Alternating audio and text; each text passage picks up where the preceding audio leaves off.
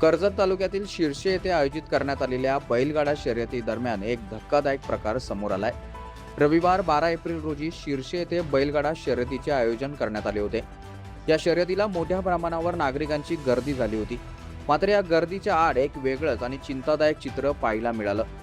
शर्यतीच्या ठिकाणी बेकायदेशीरपणे जुगार आणि सट्ट्यांचे स्टॉल उभे करण्यात आले होते आणि या ठिकाणी नागरिकांनी मोठ्या प्रमाणावर गर्दी करत उघडपणे सहभाग घेतल्याचंही दिसून आलं।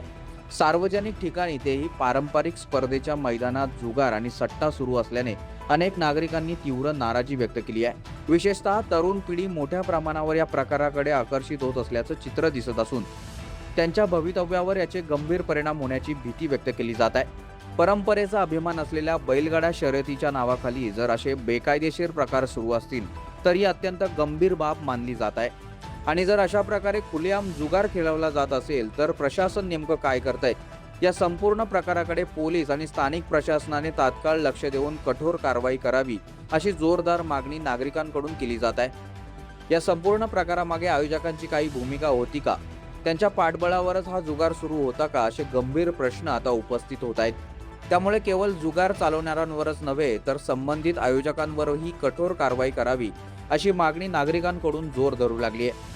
या संपूर्ण प्रकाराकडे पोलिसांनी तात्काळ लक्ष देऊन कठोर कारवाई करावी अशी मागणी होत आहे।